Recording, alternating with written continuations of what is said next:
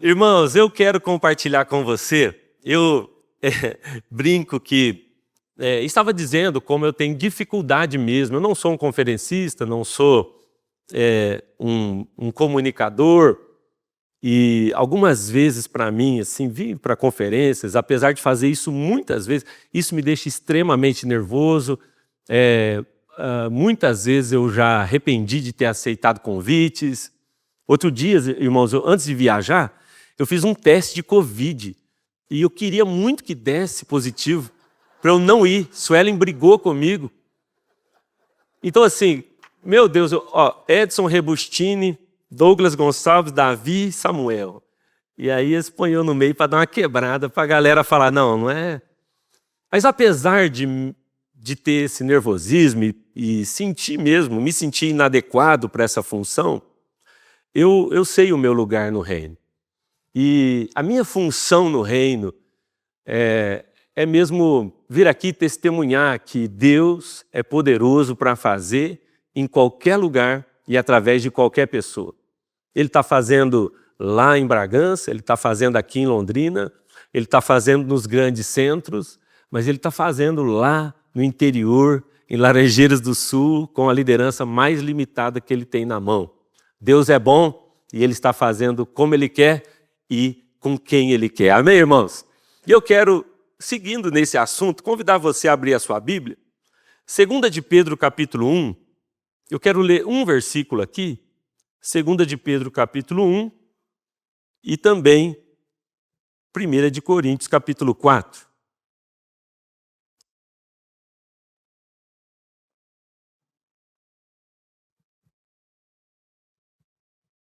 E a minha ideia é repartir com os irmãos alguns testemunhos nessa manhã do que Deus tem feito lá.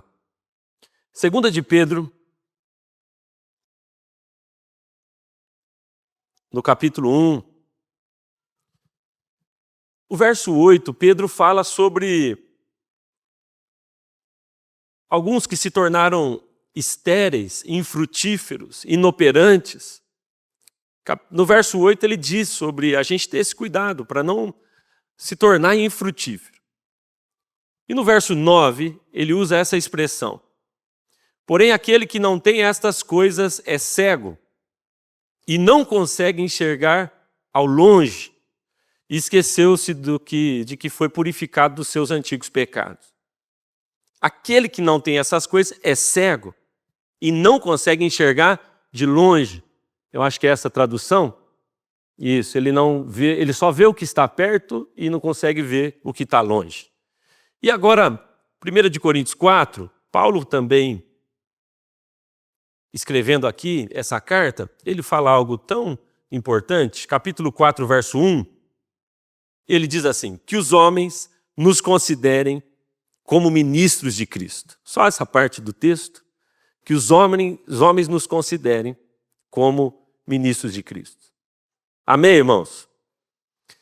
Eu estava fazendo uma conta junto com o Suelen e concluí que eu já estou pregando há 25 anos.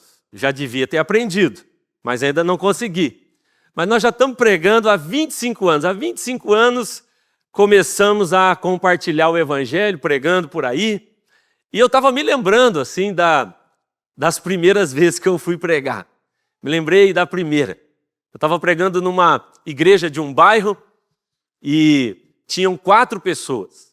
4 pessoas era o meu público, a pastora, o pastor que estava ali, estava bem na frente, bem empolgado. E ele estava super empolgado até eu começar a pregar.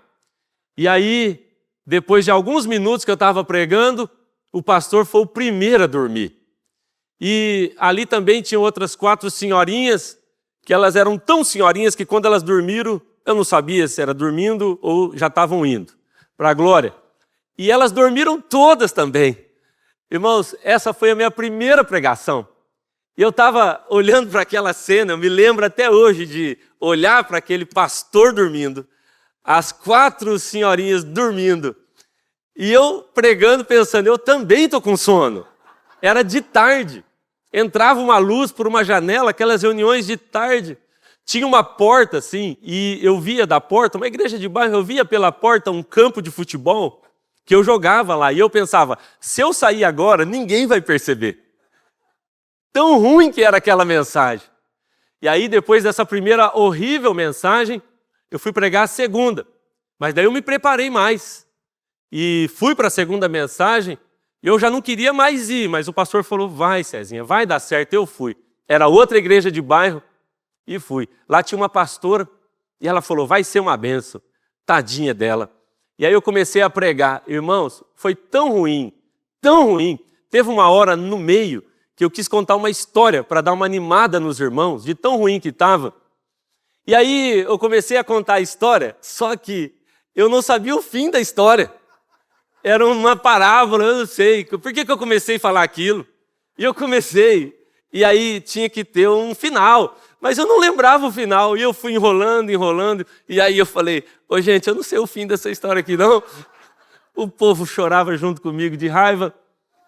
Quando eu terminei, foi tão ruim, mas eu não tinha achado que tinha sido tão ruim. Mas a pastora pegou o microfone e ela foi me animar. Ela falou, gente, o que ele quis dizer? E daí ela explicou a minha pregação. Eu falei, não, foi pior do que eu imaginei. Muito ruim. Essa foi a segunda. E eu procurei o meu pastor e falei, pastor, chega, não vai dar certo. Eu não fui treinado para isso, eu não nasci para isso. Ele falou, vai dar certo. Ó, esse fim de semana eu preciso de um pregador em São Pedro do Ivaí, aqui no Vale do Ivaí. Vai lá. O pastor Diego foi pastor em São João, né? Eu fui lá em São Pedro do Ivaí, e ele, da igreja metodista. Ele falou, vai lá. Eu falei, pastor, não, vai dar certo. Eu fui. Irmãos, eu cheguei lá na igreja, eu andava de skate, eu nunca tinha usado um sapato na minha vida. Eu andava de skate, eu tinha um Passat velho. Então eu estava com a calça larga, uma camiseta, cabeça raspada, e o Passat bateu assim a porta na minha barriga quando eu fui descer, encheu de graxa, e eu fui limpar, piorei. Então eu entrei na igreja assim. E tinha comigo um amigo, que ele era cowboy, então ele estava de bota, camisa por dentro, ele estava arrumado. E eu sentei na primeira cadeira, já tinha começado o louvor, e ele sentou na última. E eu cheguei lá e fiquei lá louvando. E aí a ministra de louvor falou assim, ô gente, ó, nós já estamos aqui há muito tempo. Ela cantava, não parava mais de cantar. Ela falou, nós já cantamos tanto aqui, tanto, e até agora não chegou o pregador. E aí eu falei, ó, eu fiz assim, né? Ó, nós viemos para pregar. E ela olhou para mim, olhou para minha roupa, e olhou para trás e viu meu amigo e falou, então pode vir então, irmão. E esses dias, Deus tem trazido assim a minha lembrança, esse início. Deus tem trazido a minha lembrança essas situações assim que me fizeram querer desistir, querer parar. E me lembrando de como o meu pastor insistiu, pagou essa conta, ficou do meu lado. E eu vim aqui para te dizer, Deus continua se movendo por caminhos simples. Deus continua acreditando em improváveis. Deus continua investindo em gente que talvez a gente não gostaria de investir. Os caminhos de Deus, os padrões de Deus, muitas vezes serão subversivos aos nossos padrões. Às vezes nós não vamos mesmo conseguir ver nessa pessoa aquilo que o Senhor está vendo. Mas sabe, irmãos, viver isso me fez agora acreditar que eu devo continuar investindo em pessoas tão improváveis quanto eu sou. Quando nós chegamos em Laranjeiras do Sul, você deve imaginar uma cidade de 30 mil habitantes, nós só temos 22 mil na área urbana da cidade. Desses 33, 22 estão na área urbana, e nós temos uma cidade super simples. Talvez alguns aqui conheçam Laranjeiras do Sul, mas é uma cidade maravilhosa. Não temos nada lá, mas é maravilhosa. O meu filho pediu de aniversário um McDonald's. Para comer um McDonald's, eu viajei 220 quilômetros ida e volta. Para ver o cinema, nós vamos para Cascavel, nós rodamos 280 quilômetros, pagamos 4 pedágios. Cadê o pastor Samuel? Eu vou lá. Então, a nossa cidade é super simples. Então, se a gente não conseguisse enxergar nesses improváveis um caminho de Deus ali, nós não teríamos nada. Não poderíamos viver nada do que estamos vivendo. Sabe, irmãos, um tempo atrás, nós fazemos encontro com Deus lá. Acho que a maioria faz, né? E um tempo, então, Deus falou assim com a gente, eu e Sueli. Olha, os encontros estavam sendo muito grandes. Vamos multiplicar. E eu falei para a Sueli, isso vai dar errado. Isso não vai dar certo. Por quê? Nós fazíamos um encontro com Deus de homem, um de mulher, e aí estava dando muita gente. Vamos fazer o seguinte, vamos fazer um encontro com Deus em cada rede. Só que os líderes de rede pregavam tão mal quanto eu quando eu comecei. Era eu agora dormindo nas pregações deles. E eu falei, Sueli, isso tem tudo para dar errado. E nós estávamos numa conferência e um pastor falou assim, ou você cresce ou você controla, as duas coisas não vai dar. E nós, motivados por essa frase, acho que é do Rick Warren, falamos, vamos lá então. E fizemos encontro com Deus. Num mês nós fizemos 32 encontros com Deus, em um mês. Nas redes. Eram encontros pequenos. Mesmo fim de semana estava acontecendo 8, 10. Irmãos, deu tudo errado. Mas assim, pensa num caos. Teve um que eu fui, cheguei lá no encontro com Deus, eu ia em todos, eu e Sueli, visitando. Cheguei no primeiro, tinha lá 20 homens. E aí, ele falou, pois é, pastor, aqui é um lugar legal que nós conseguimos. Onde eles vão dormir? Não conseguimos lugar para dormir. Onde eles vão tomar banho? Uai, é só 2 dias, não precisa. Os laranjinhas, os voluntários, estavam dormindo em galinheiros. Eu dormi lá. Suelen falou, antes de entrar, põe as roupas lá, estava tudo cheio de piolho, pulga. Um outro que nós fomos, irmãos, para você ter uma ideia do caos que foi, teve um dia, um desses encontros, que tinham 12 ônibus parados na frente da igreja. Você deve imaginar a dificuldade que é para estacionar 12 ônibus. Um atrás do outro. Conseguimos, organizamos 12 ônibus. E a gente está lá dentro da igreja, orando com o povo, vai ser o seu encontro, vai ser uma bênção. E aí os ônibus saíram, foram embora. E eu falei, por que os ônibus estão indo? O povo está aqui. E o pessoal, não sei. E quando eu cheguei lá fora, os ônibus foram embora, a gente não tinha mais transporte. Eu cheguei lá fora, tinha um menino da nossa igreja, que ele é especial, e ele colocou um jaleco, e ele deu ordem para o motorista ir, vai. E eles foram, ué. E eu falei, cara, o menino falou, eu falei, esse menino, ele não está sabendo. Ficamos sem ônibus. Eu cheguei em um, Suelen foi lá. Eu cheguei em um e eu falei, onde que está o lugar da intercessão? Eles falaram assim, está ali. Eles fizeram dentro do banheiro. Eu falei, não pode, estava um cheiro horroroso. Mas, irmãos, sabe qual foi o resultado disso? Teve um menino, pastor, libertação, no encontro com Deus, a gente gasta 2 horas. E ele falou para mim, pastor, eu preguei libertação. Eu falei, foi bom? Ele falou, foi bom. Pastor, fiz em tempo recorde, fiz em 10 minutos. Eu falei, não. 10 minutos eu não leio o texto. Ele fez. Saiu algum demônio? Ele falou, saiu todos. Acho que dele mesmo saiu, não sei. Não faz em 10 minutos. Eles fizeram. Horrível. Sabe o que aconteceu? No final desse mês caótico, 32 encontros com Deus, batizamos centenas de pessoas. E agora, irmãos, nós não tínhamos mais só essas pessoas que haviam se convertido. Nós agora tínhamos líderes que acreditavam em si, porque eles viram que a gente estava acreditando neles, ainda que eu não acreditasse tanto assim. Mas eles estavam dispostos agora. Eles estavam dizendo, se o pastor e a pastora estão vendo isso em mim, é porque deve existir. Então nós começamos a plantar igrejas. Irmãos, o pastor Douglas me fez uma pergunta agora no caminho, sobre a plantação de igrejas. Eu falei, Douglas, eu tenho que inventar para te responder essa pergunta. Como foi o início da plantação de igrejas? Só. Um irmão falou, eu tenho um parente lá, dá para começar uma célula lá? Dá. Essa é a nossa base teológica, dá. Aí ele começou uma célula lá, ué. Teve um que falou assim, pastor, eu posso levar um tatame? A igreja deu tatame para ele, é o nosso investimento. Toma o tatame, então eu vou começar lá.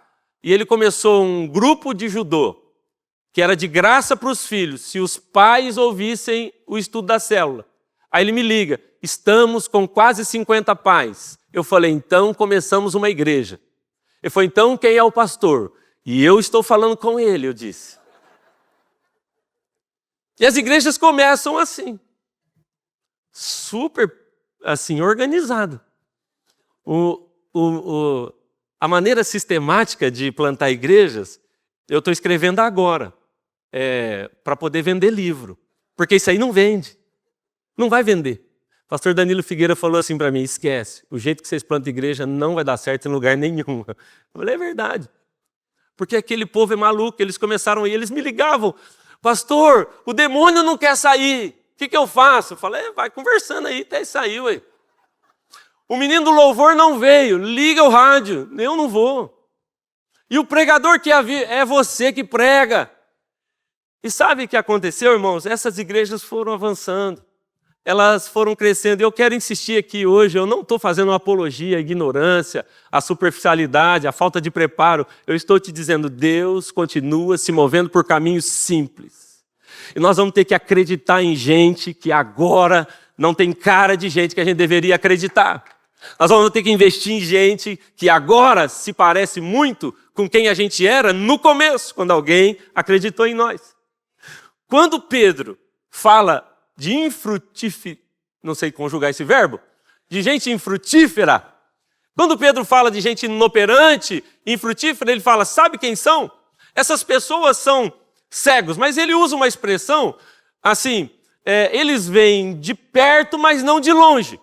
E se você vai ver essa palavra aqui que Pedro usa, é a palavra miopia, miopazo. Alguém aqui é míope? Nem sabe, que eu nem está vendo a minha mão aqui, né? O míope nem viu o que eu pedi aqui. Mas o míope, ele vê bem perto e mal longe, não é isso? Pedro está dizendo, sabe qual que é o problema nosso? O problema nosso é que a gente aprendeu a ver só o que está perto e a gente não consegue mais ter a expectativa do que está longe. Então a gente despreza o que a gente está vendo porque a gente não consegue enxergar o que Deus está vendo lá na frente. Há 14 anos, pastor, eu fui para um almoço com 3 meninos. Pedro, Paulo e Márcio, é o nome desses meninos. Há 14 anos eu sentei com eles, eles tinham 13 anos. E nós sentamos e eles falaram assim para mim, nós queremos almoçar com o senhor. Eu falei, certeza que eu vou pagar, que vocês têm 13 anos, eu vou pagar isso aí. Pastor, nós queremos ser pastores. Eu disse, então nós vamos orar, e oramos e começamos um processo de preparação com aqueles meninos, 13 anos. 2 deles era tão magrinho, a mãe dele vinha brigar com a gente, ele jejua demais. O outro não conseguia falar direito. 14 anos se passaram. Hoje, o Pedro é o nosso pastor de adolescentes. E o Paulo é o nosso pastor de pré-adolescentes. E o Márcio, semana retrasada, eu estava em Prudentópolis inaugurando a igreja com ele lá naquela cidade. 14 anos se passaram. Nós tivemos que olhar para aqueles meninos com 13 e pensar, eles vão dar alguma coisa lá na frente. O que eu vim aqui nessa manhã compartilhar com os irmãos é que a gente vai precisar olhar com os olhos do Senhor para a gente frutificar e ver a igreja de Cristo avançando. Quando eu olho para líderes na nossa igreja, quando eu olho para pastores que estão plantando igreja na nossa igreja, eu vejo assim, gente que não tinha o menor jeito para aquilo. Mas eles não eram muito diferentes do que eu fui. Sabe, irmãos, quando eu venho aqui na Nova Aliança, eu quero ser Nova Aliança. Verdade, eu queria morar em Londrina, eu queria ser dessa igreja. Quando eu vou lá na Central, no Paulo Mazzoni, eu já queria ser de lá também. Eu queria ser Central, eu queria ser ovelha do Paulo Mazzoni, ficar lá. Eu fui lá no pastor Carlito. Vocês já foram lá? Que dá raiva na gente. E aí ele falou, Cezinho, isso é para te inspirar. Eu falei, não deu certo, pastor. Só senti inveja, raiva, eu não... É do tamanho da minha cidade inteira essa coisa. Nós voltamos da PIB ali, de Curitiba, um dia, e eu falei, Sueli, aquele lustre faz a nossa igreja, eu acho. Linda igreja, pastores maravilhosos. Eu queria ser Nova Aliança, eu queria ser Jesus Cop, eu queria ser Central, eu queria ser PIB, igreja da cidade, mas sabe o que aconteceu? Deus me plantou em Laranjeiras do Sul. E é meu papel agora encontrar aqueles tesouros que estão lá, aqueles meninos que estão lá, que ninguém acredita, e dar a eles a oportunidade de se tornarem aquilo que Deus quer que eles sejam. Quando me perguntavam, há alguns anos, o meu maior medo, eu respondi assim: eu tenho medo de me tornar a sombra do que eu poderia ser. Eu respondi sempre isso. Qual o seu maior medo? Eu tenho medo de ser aquela pessoa que as pessoas dizem: esse cara tinha tudo para ser um grande pastor. Você nunca falou isso de alguém? Esse cara tinha tudo para ser um grande jogador de futebol. Então, meu maior medo sempre foi o medo de me tornar a sombra do que eu poderia ser. Hoje, eu continuo com esse medo, mas hoje um dos meus maiores medos também é o de olhar para as pessoas da nossa igreja e ver que elas se tornaram a sombra do que elas poderiam ser, porque eu não tive coragem de apostar nelas e pagar essa conta junto delas. Eu fui convidado, pastor, para uma conferência de plantadores de igreja. Me disseram: vão estar as maiores autoridades ali, de plantadores de igrejas do mundo. Era caro. As pessoas me convidaram, eu fui. Falei: não, eu quero, porque nós estamos plantando igreja tudo errado. Eu quero aprender como é que é feito. E fui lá. Um PhD, um doutor, livros, eles tinham as melhores métricas, as melhores estratégias. Era tudo muito bom, os slides eram perfeitos. Eu fui lá. E eu falei: puxa, eu quero crescer. Sentei, anotei tudo. E um momento eu fui conversar com um daqueles doutores, um PhD, disseram: esse cara é a maior autoridade em plantação de igreja do mundo. Eu falei: uau! E fui lá conversar com ele, ele falou tanto como é que planta igrejas, e eu falei com ele: como é que o senhor aprendeu tudo isso? Onde estão as igrejas que o senhor plantou? Eu quero visitar. Ele falou: não, nunca. Eu falei: não, nunca o quê? Ele falou: não, nunca plantei uma igreja. Eu falei: e aquele irmão? Então ele tem: não, nós só damos aula. Mas era uma aula tão boa, irmãos. Eu queria meu dinheiro de volta. Eu falei: eu me devolve. Porque eu prefiro ouvir os meus meninos, que não sabem. Um menino me ligou um dia, Douglas, na hora do batismo: pastor, o que fala mesmo na hora de batizar? Eu falei: cara, fala o que você quiser e batiza o cara. Mas eu prefiro ouvir esses meninos de baixa performance, mas de alto nível de frutificação. Entende? Porque em nome de uma performance, nós estamos abrindo mão do propósito. Então, porque a minha liturgia precisa ser perfeita, eu não tenho mais coragem de investir num menino que vai errar quando subir no púlpito. Eu sei, irmãos, que eu estou falando aqui com pastores e estou falando aqui com gente que sabe disso muito melhor do que eu. Mas eu acredito mesmo que se a gente começar a levantar pessoas na nossa igreja que talvez não estejam nem tão preparadas quanto a gente imagina, eu acredito mesmo que a multiplicação dessa liderança, que aparentemente está despreparada, não estou dizendo de gente sem caráter, mas de gente que talvez não esteja tão preparada quanto a gente imagina, eu acredito que essa multiplicação de liderança vai fazer toda a diferença e nós vamos ganhar o Brasil para Jesus. Amém? Então, quando Paulo vai falar disso, Paulo usa a expressão ministro. Paulo fala assim: sabe como é que os homens têm que olhar para nós? Ele não precisa olhar para nós e falar: ali tem um super comunicador, ali tem um super gestor. Quando os homens olharem para nós, eles têm que dizer: são ministros de Cristo. O que importa é que as pessoas olhem para nós. Irmãos, nunca alguém me parou na rua e falou: prega para mim, Cezinha. O vendedor de algodão doce me parou na rua outro dia e falou: por favor, pastor, ora pela minha filha. Ele nunca me pediu para cantar uma música, porque não é isso o que eles valorizam em nós. Isso é o que nós valorizamos em nós. Mas ele não acha que eu devo ser um grande comunicador, ou um grande pregador, um grande gestor. Ele só acha mesmo que eu devo ser um cara que vive uma vida correta em conexão com Deus. É tudo que aquele vendedor de algodão doce esperava de mim. Paulo, quando ele fala sobre isso, ele não está dizendo: olha, que os nossos líderes, que os nossos pastores, que os ministros sejam os maiores comunicadores. Glória a Deus se forem. Que sejam os maiores gestores. Glória a Deus se forem. Mas ele chama de ministro.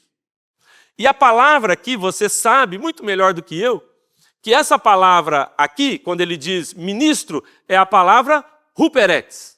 Ou huperetes, talvez. Eu não sou o melhor para falar sobre isso, sobre o grego. Mas enquanto eu estudava sobre essa palavra, Paulo está falando que eles nos vejam como simples servos. Que eles nos encontrem como pessoas simples.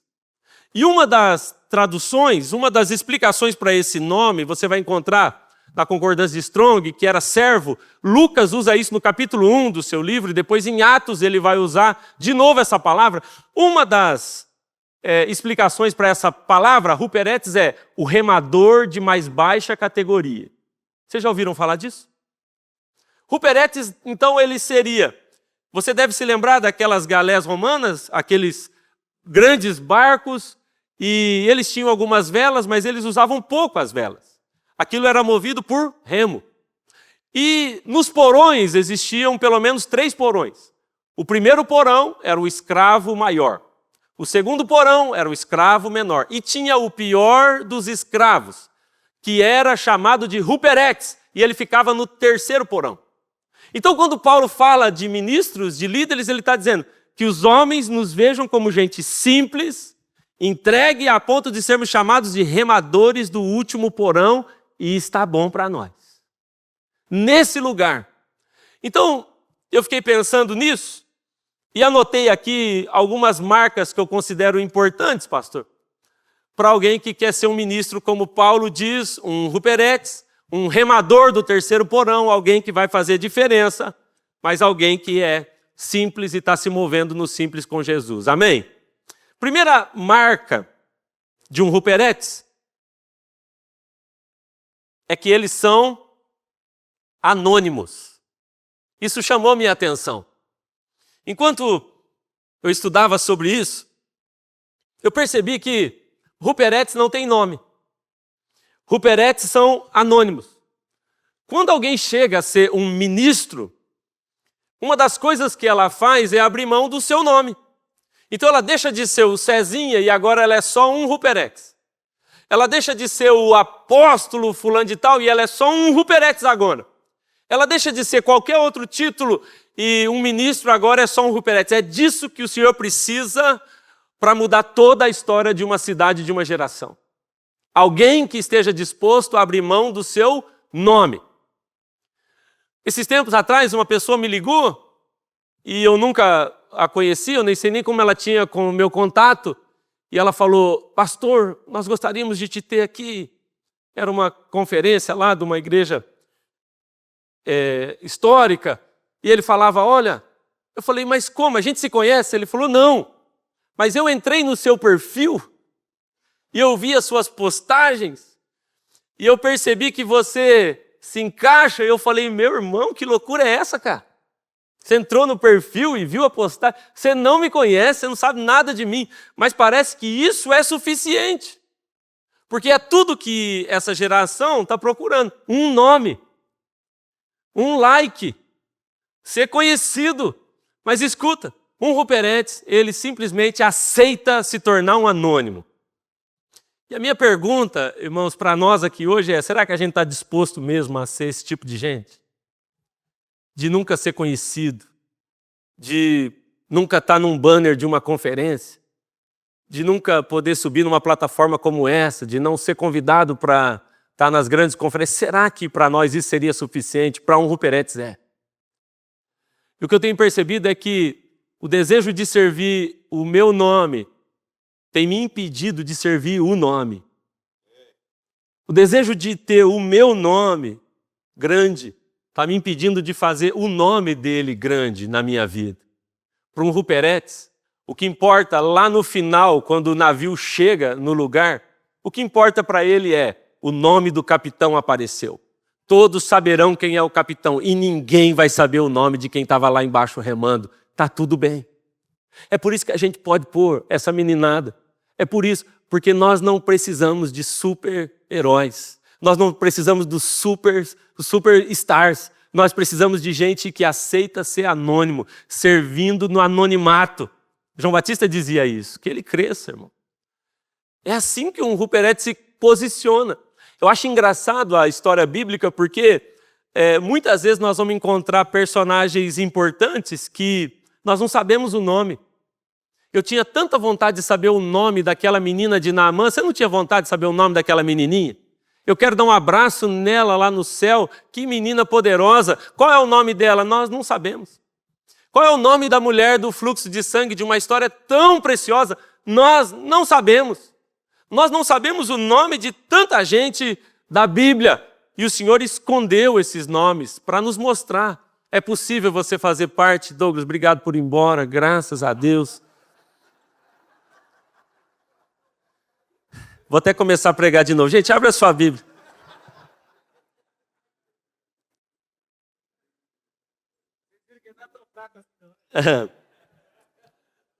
Eu estava outro dia conversando com a Sueli lá em casa, falando assim, você sabe que a igreja começa ali em Atos capítulo 2, começa ali a partir do Pentecostes.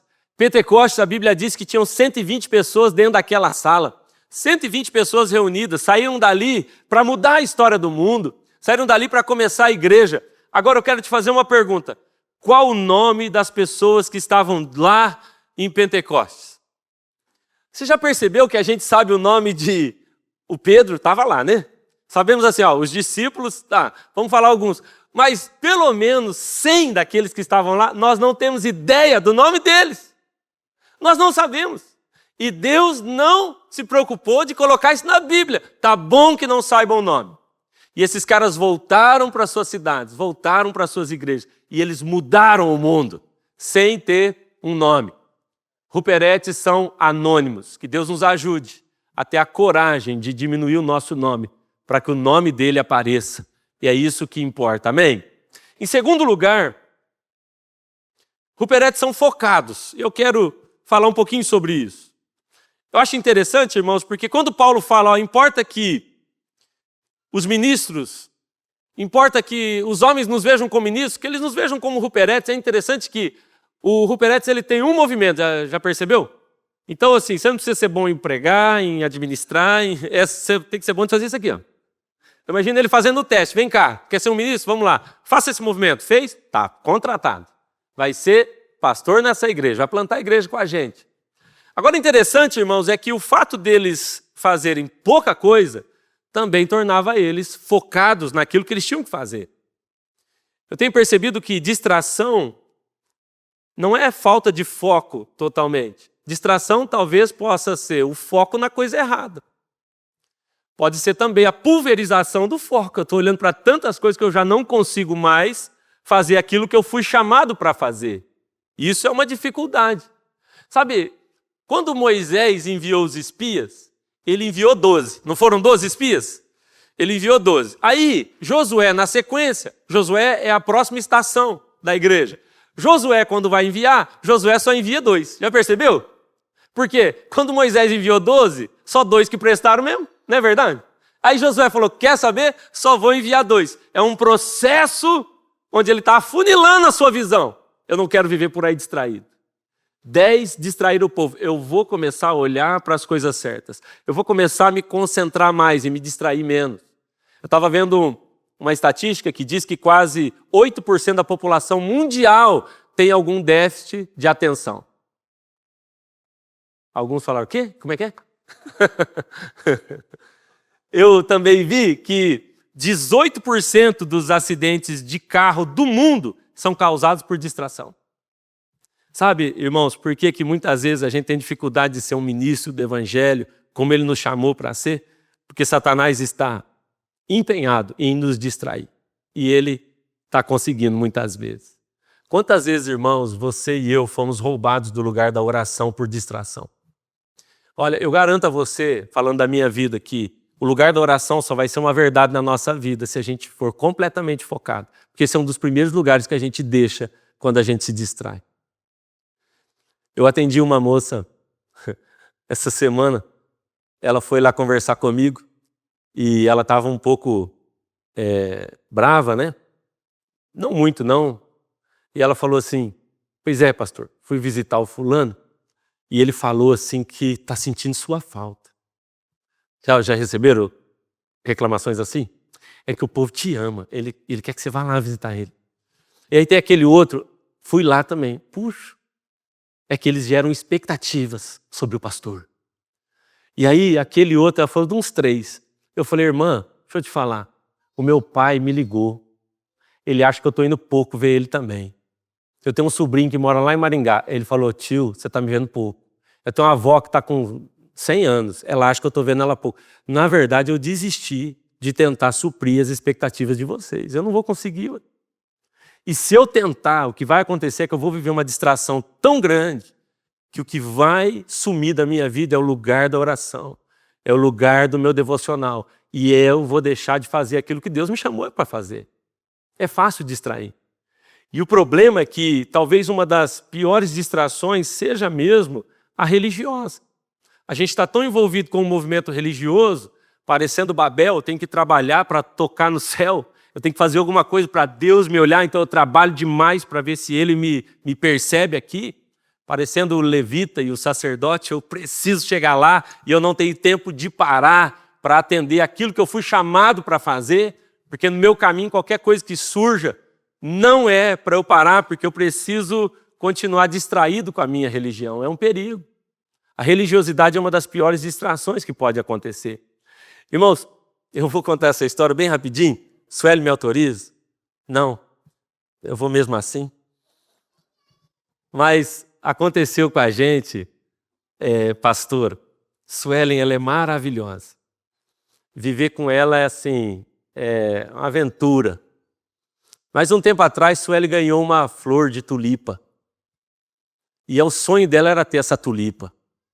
E aí ela, meu Deus, ela falou a flor. E aí ela pegou aquela flor, estava dentro de um vaso grande. Então você não tocava na flor para não estragar. Ficava lá dentro. E aí ela falou, nós temos que cuidar dessa tulipa aqui. Eu falei, tudo bem. Ela falou, mas é um cuidado extremo. Ela foi no Google e ela falou, para regar essa flor é com pedra de gelo. Eu falei, aí começou já a confusão. Aí todo o gelo da geladeira agora era da tulipa. E aí eu ir para o refrigerante não podia, é para a tulipa. Tá bom, Sueli, o que mais? Ela tem que dormir na geladeira. Eu falei, mas que coisa é essa? Tulipa tem ar-condicionado? Nós não temos e ela tem? Não, tem que ficar lá. Aí, irmão, era um vaso alto. Então, assim, para colocar essa tulipa na geladeira, a gente tinha que tirar a gradinha, que não cabia. Aí vai, tira, a manteiga derretendo, o leite azedando e a tulipa lá, fofinha. E o Sueli, você tem certeza que é isso aí? Não, é assim. Não, e vamos lá. E o tempo foi passando, gelinho na tulipa. Põe ela para dormir lá dentro.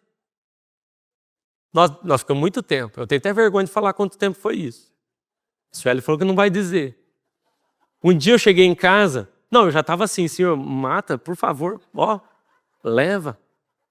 Isso aí não tem alma, não tem nada. Vai dar um adubão. Aí, um dia eu cheguei em casa, a Sueli estava muito nervosa. Ela falou, eu tenho uma coisa para te contar, mas você não vai gostar. Eu falei, talvez eu goste. Morreu, né? Morreu. Ela, não. Sabe o que Sueli falava, pastor? A tulipa está cada dia mais linda. E eu dizia, é verdade. Sabe o que aconteceu, pastor? Quando eu cheguei em casa, ela estava nervosa e ela veio me contar. Olha, você não fica bravo, não? Bravo por quê? Claro que não. Te amo. Gente, ela me contou que aquela tulipa era artificial.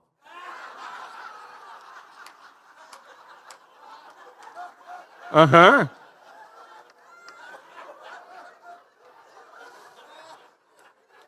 Ó, isso aí não dá um divórcio justa causa? Não dá um?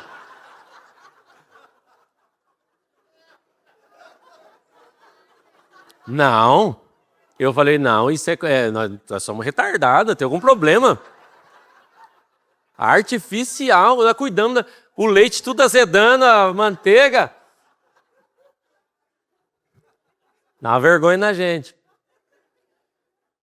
Um tempo atrás, quando eu estava orando, Deus me lembrou dessa tulipa. E ele falava assim comigo, cuidado, hein, Cezinho? Cuidado com o ministério artificial. Vai ocupar seu tempo, seu recurso, vai te fazer desgastar e no final não tem raiz, não tem fruto. Suelen dizia, tá cada dia mais linda. O artificial engana a gente, irmão. Mas é distração, cuidado. No final, irmãos, é sobre ter conhecido Ele e ter feito discípulos de Cristo.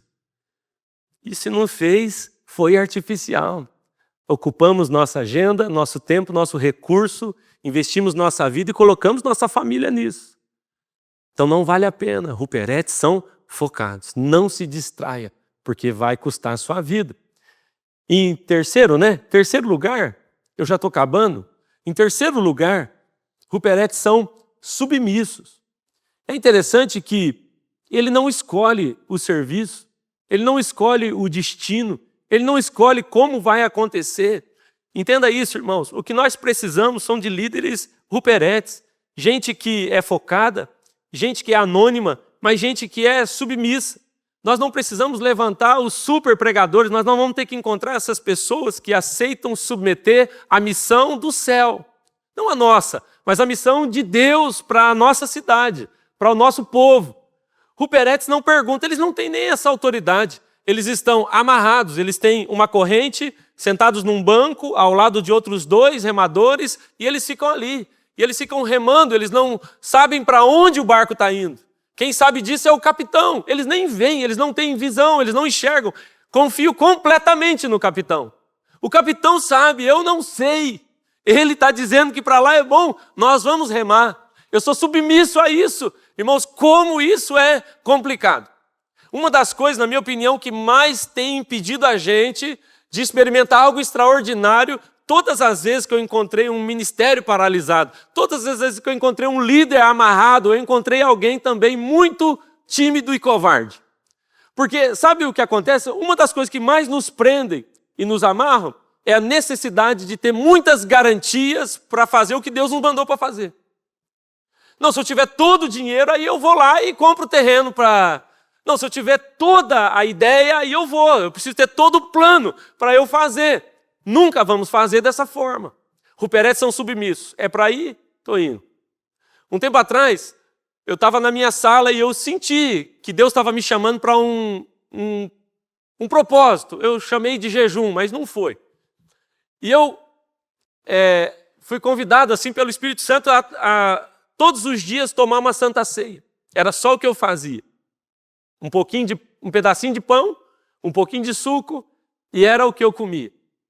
E aí passou um dia e eu entendi que eu devia continuar naquele processo. E eu continuei, contei com Sueli, contei para a Sueli, e foram muitos dias. Eu não me lembro exatamente quanto tempo foi, mas assim, isso foi passando, um dia, 2, 10, 20, e era um pouquinho de suco, um pedacinho de pão, e Sueli, ela morre de inveja de mim, porque ela diz que eu jejuo 2 horas e já emagreço 2 quilos. Ela diz que é uma inveja que ela tem.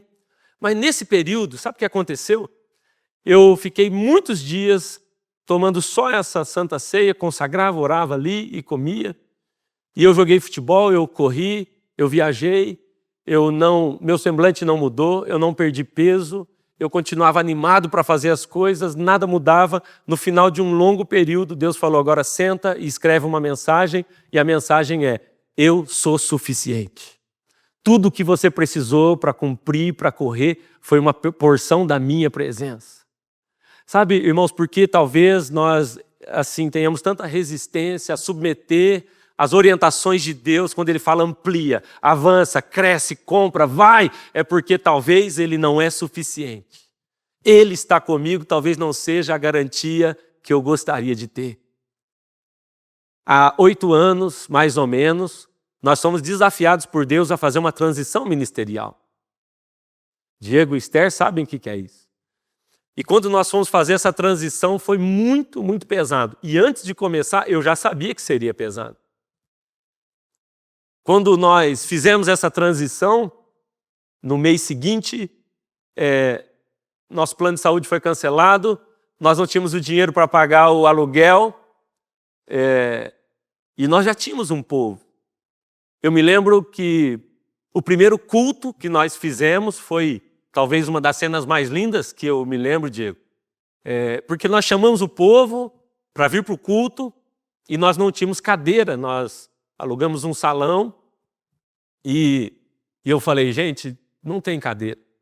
E eu olhava assim de uma janela no alto, a gente estava orando lá antes do culto, e então essas pessoas começaram a chegar e a cena mais linda talvez que eu me lembro é as pessoas vindo com as suas cadeiras para o culto.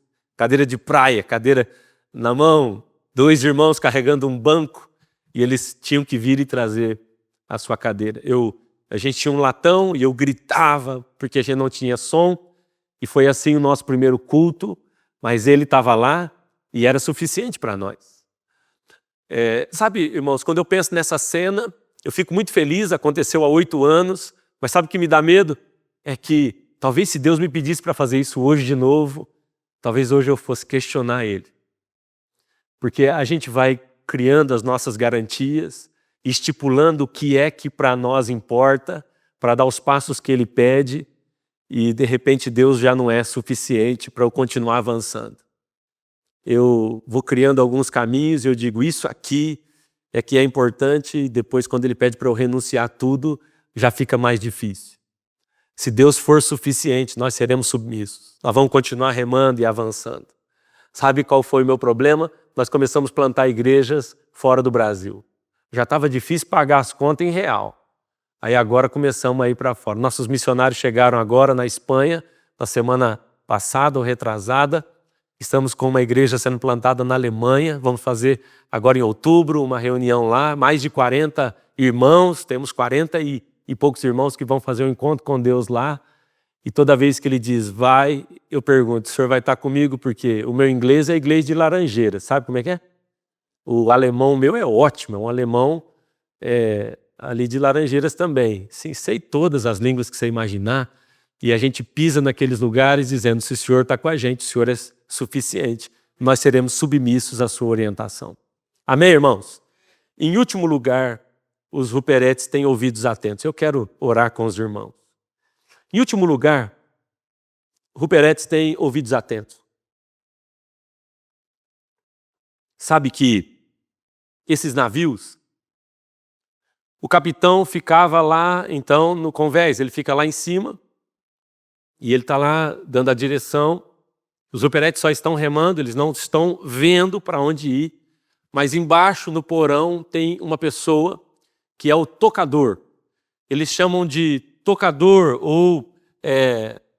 você deve ter visto isso em Olimpíadas, que tem aquelas competições de remada e tem o cara que fica gritando. Agora eles chamam de voga, mas lá ele era chamado de tocador.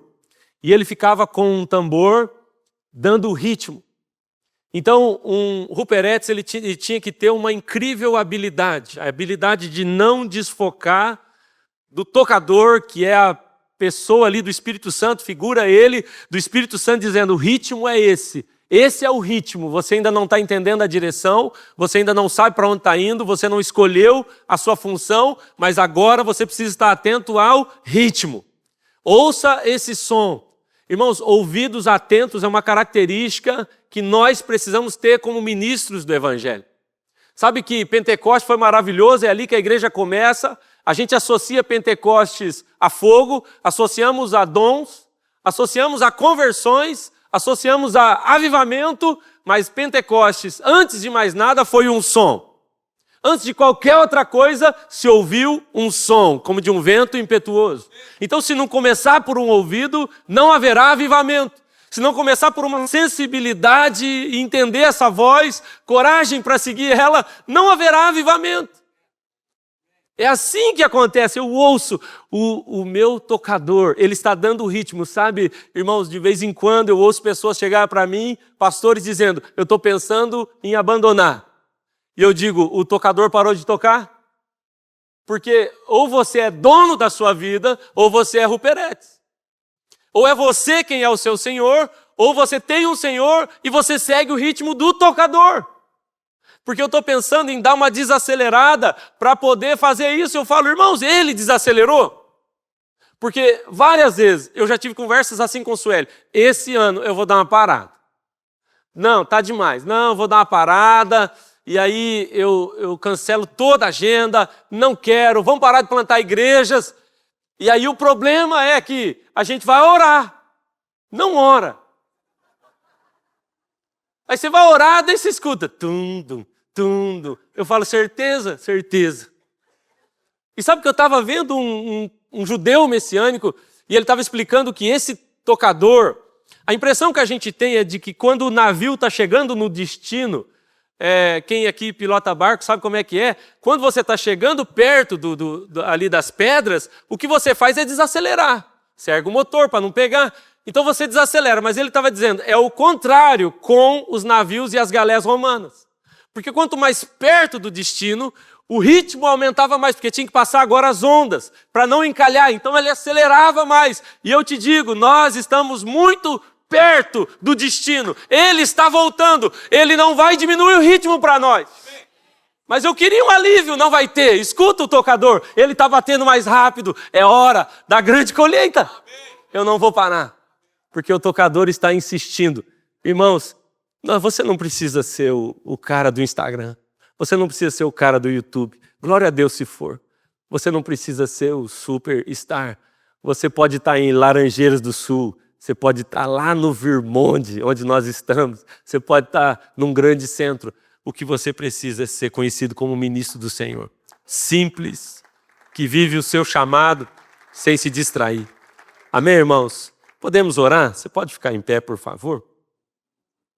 Sabe, pastor, o último ponto dessa mensagem é: os ruperetes remam até morrer. Eu, às vezes, não conto esse último ponto porque é muito triste. Ruperetes remam até morrer. É complicado, porque isso não é muito convidativo, né? Fala, vem, você vai ser um ministro do Evangelho. Porque parece que hoje, pastor, quando você fala assim, eu sou um ministro do Evangelho, né? Parece que eu estou pedindo a vaga, o lugar, a cadeira, a posição, e Paulo diz, não, você é um ministro do Evangelho, lá embaixo, servindo todo mundo. Interessante sobre os ruperetes é que não existe plano de carreira, sabia? Você não começa evangelista, vai para diácono, sei lá, aí você torna pastor e bispo, sei lá, e apóstolo, e vai indo. Outro dia alguém falou comigo, né, quer ir aí para te ungir uma posição dessa aí. Eu falei, meu amigo, pelo amor de Deus, quer me matar? Faz isso comigo. O título maior que a gente tem é o de filho amado, e nós já temos. Dá a impressão que agora tem um plano de carreira no meio gospel, né? Você vai crescendo assim, e aí você chega num ponto em que você é infalível. Mas um ruperete, ele não tem plano de carreira, não. Ele está ali remando, ele conversa com o amigo dele e fala, ó, essa semana nós remamos bem demais, hein? E aí? O que o capitão será que vai fazer por nós? Acho que semana que vem ele vai deixar a gente continuar igual, hein? Vai ser ótimo. E aí? Ele falou, estou quase assim, chegando no meu sucesso final. Qual que é? Eu estou quase morrendo aqui. É isso aí, o meu sucesso vai ser terminar remando e vendo o capitão ser exaltado lá na frente. Então não tem. Sabe, quando Deus fala com Moisés sobre Arão, eu acho engraçado, porque ele usa o eufemismo, né? Ele fala, Moisés, chame Arão e suba a montanha de Or, porque eu vou juntá-lo aos seus antepassados. Esse é eufemismo, né? Eu vou matar ele, mas eu só falo, vou juntá-lo aos seus antepassados. E aí ele diz assim, faz o seguinte, só que para matar ele, eu preciso que você faça uma coisa, tira o peitoral dele. Tem que tirar o peitoral. Porque Deus, o peitoral, você sabe, é o símbolo do seu ministério, o seu chamado. E aí ele estava dizendo, quando eu tiro isso, é que eu te mato. Então a morte por um ruperete, morrer no seu chamado é uma alegria. Sabe, irmãos, porque muitos líderes têm morrido ministerialmente, porque eles deixaram de viver por aquilo que foram chamados. Você lembra de você lá no início? Você lembra do que te fez chorar, o que te fez ir para o altar e dizer, eu vou ser um pastor? Você lembra, irmãos? Aquele é o seu peitoral. Não é cumprir uma agenda. Não é fazer com que todos no final digam, uau, que palavra. Eu falava outro dia com um pastor e falei, será que nosso propósito não se tornou esse num culto? Terminar o culto e ver as pessoas dizendo, que palavra. Esse não é o propósito de um culto. A gente precisa terminar o culto dizendo, Deus se moveu aqui, cara. E aí a gente tira o peitoral e é por isso que a gente está morrendo. Deus falou assim, eu só posso matar Arão se ele sair do propósito. Dentro do propósito, esse cara vai me servir demais. Outro dia, pastor, eu estava conversando com o pastor Weckles. E ele fez uma pergunta assim, Cezinha, qual personagem da Bíblia você queria ser? Aí quando eu fui falar Jesus, ele falou, não vale Jesus. Eu falei, mas eu ia falar. Eu falei, fala você primeiro. A Weckles falou assim, meu personagem não é uma pessoa. Eu falei, daí complicou. Ele falou, meu personagem favorito da Bíblia é a sarça de Moisés. Eu falei, por quê? Ele disse, a sarça é simples, ela queima e não para de queimar, e Deus fala do meio dela. Eu falei, agora é o meu também. Irmão, se a gente terminar a vida e as pessoas falarem assim de nós, simples igual um painel de um jipe, incendiado como uma tocha. E quando abrir a boca, Deus falar, tá bom para nós, não precisamos dos likes. Nós precisamos terminar como Ruperetes. Feche os seus olhos, quero orar com você. O Senhor é maravilhoso. Ele é digno. E Ele merece. Eu não quero ocupar um outro lugar, eu não quero me distrair. Eu não quero perder a chance de honrar e elevar o nome dEle, eu não quero. Eu não sei o nome da sua cidade, mas eu queria te convidar agora a orar por essa cidade.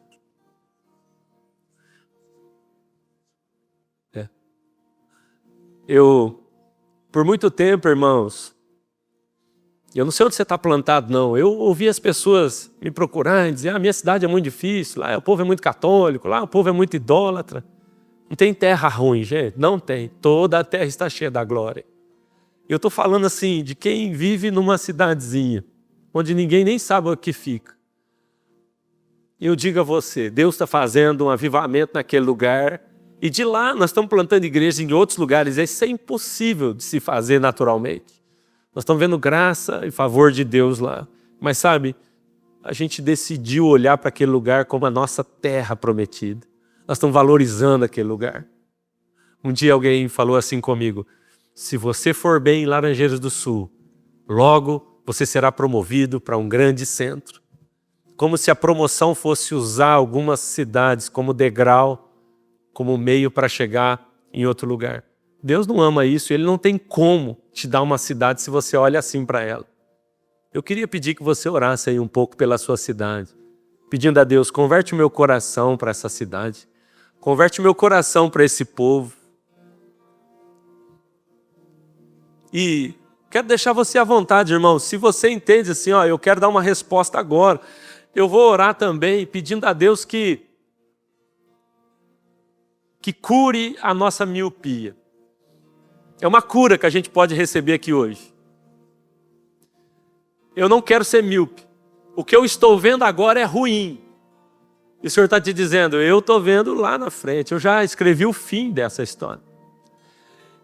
Eu acho que hoje o Senhor tem colírio para abrir os nossos olhos, para que a gente veja o que Ele vai fazer através de nós e para que a gente veja o que Ele vai fazer com gente que está do nosso lado e que a gente nem está valorizando aí. Alguns de nós vamos ter que chegar na nossa cidade e começar uma reunião com meninos de 14 anos, 15 anos. Chamá-los para dizer, eu acredito em você, porque alguém pagou a minha conta um dia. Alguém um dia me pôs para pregar, acreditou em mim e é por isso que eu estou aqui.